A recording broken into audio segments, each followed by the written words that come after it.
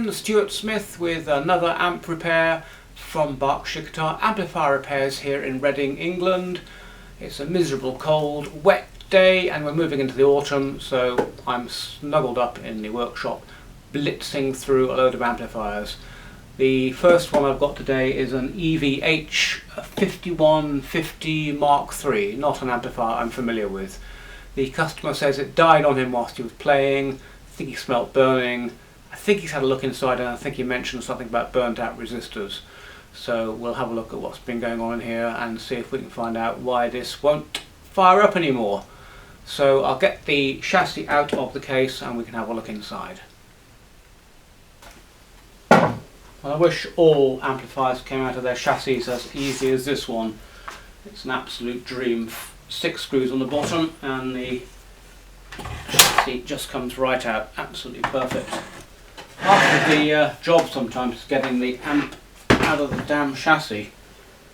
Right, now we can turn this upside down. I just need a block of wood under here to protect the power valves.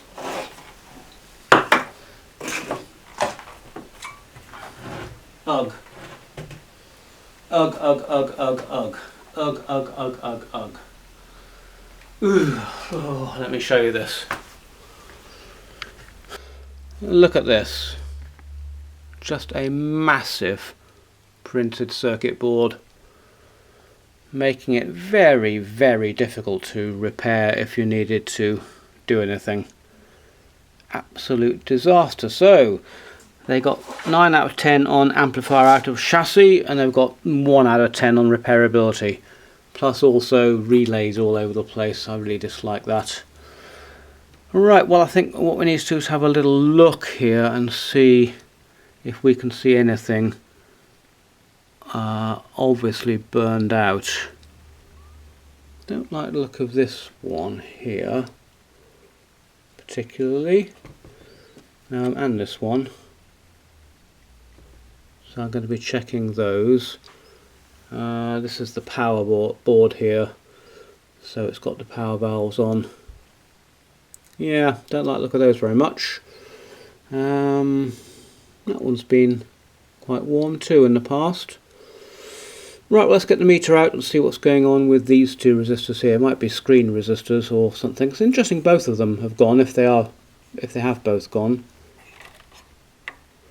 The customer wants a new pair of valves in this amp anyway, so we can do that.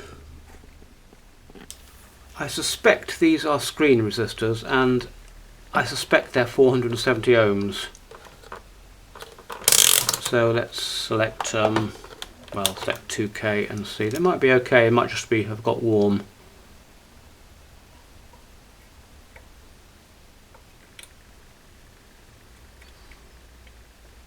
Well, that's open circuit. Open circuit screen resistor there. And an open circuit screen resistor there.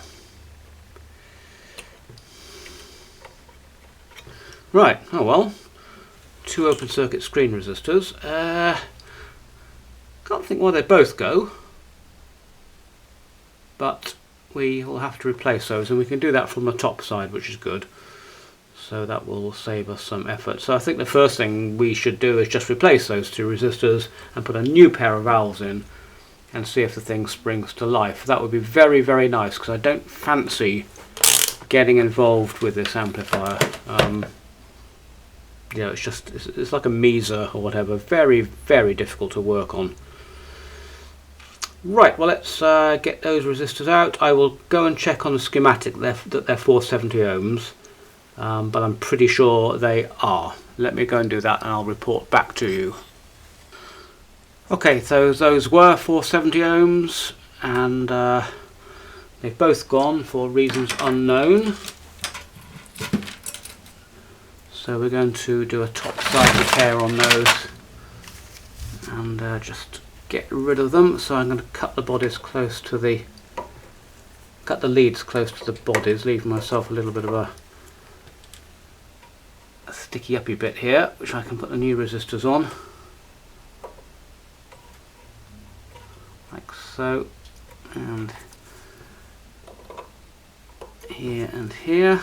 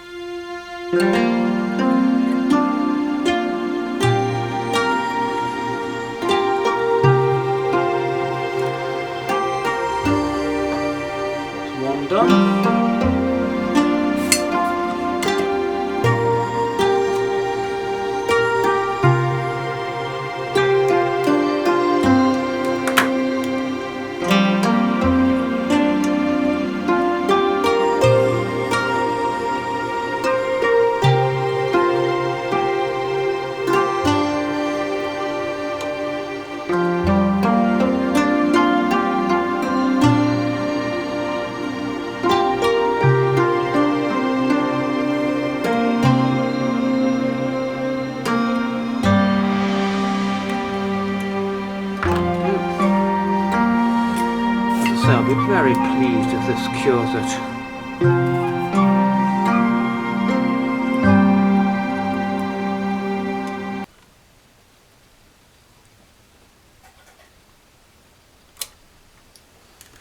Yeah, done.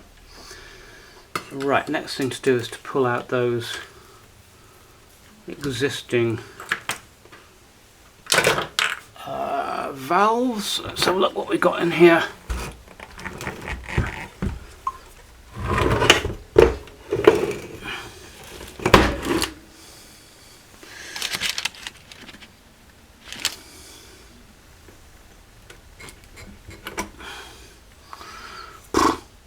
Unlabeled, unbranded.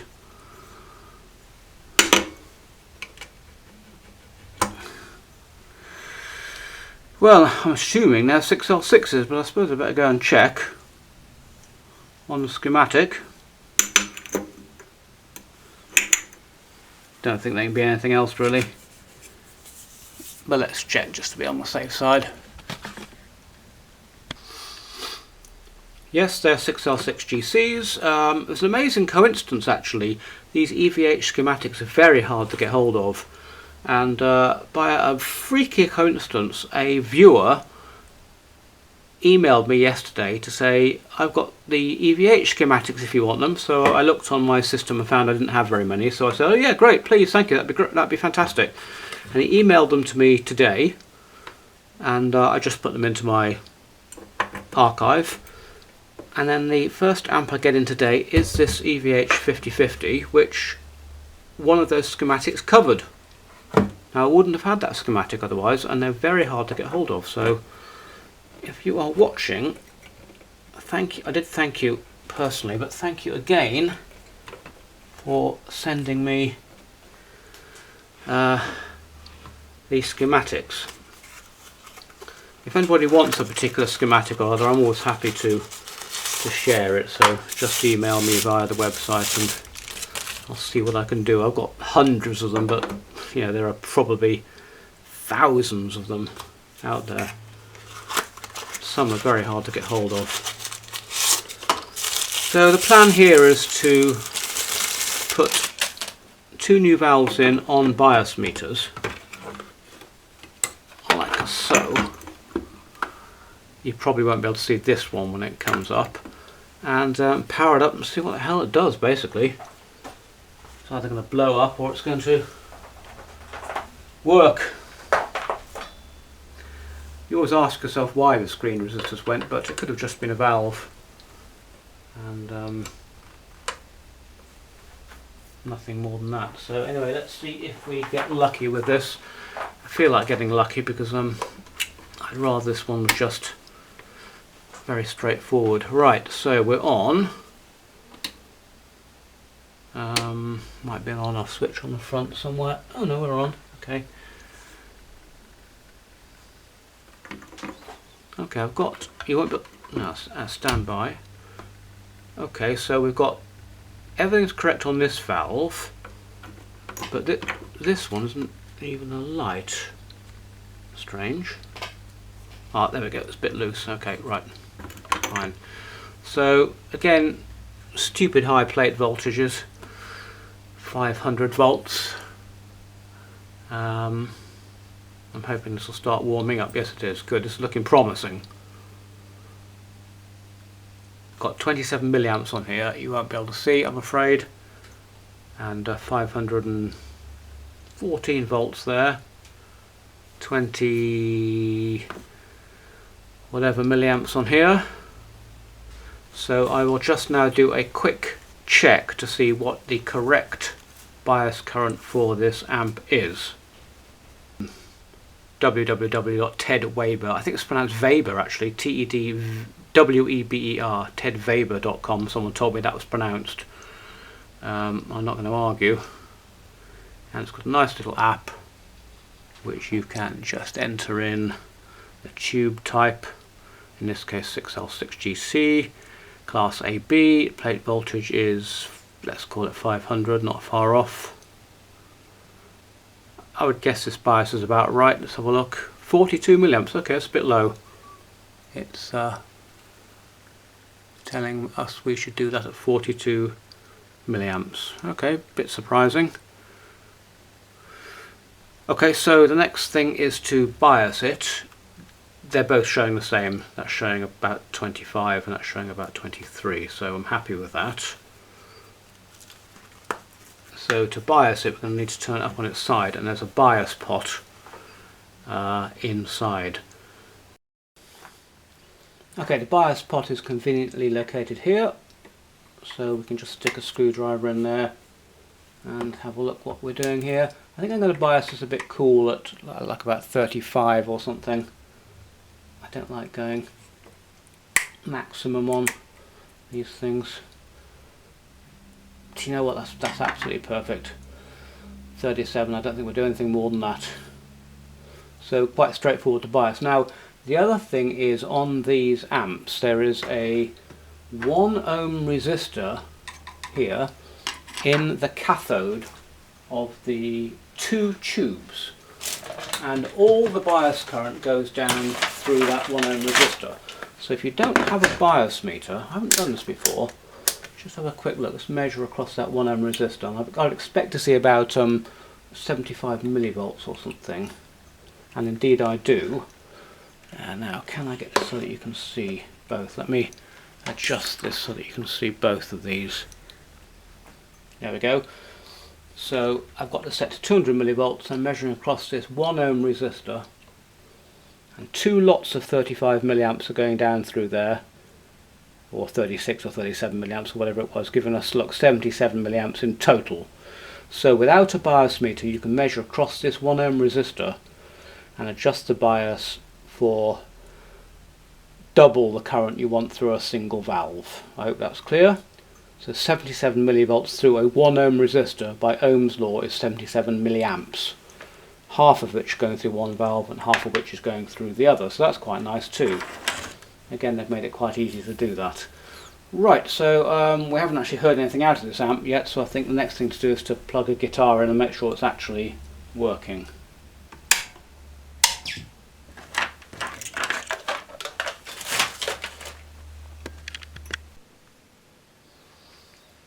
Yep, seems to be working okay.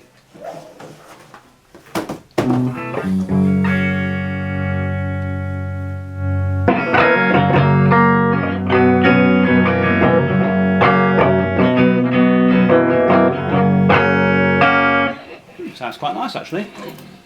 Got a nice bass range. Hooray! Oh, I'm absolutely delighted about that, because it means I don't have to get involved in trying to take out that printed circuit board or anything horrible like that. So we'll let it cool down a bit, and we'll take these valves out, too hot to handle at the moment, and we'll get it back into its chassis, into its case, and finish up. So that's good. Nice, fairly low cost repair for the customer too.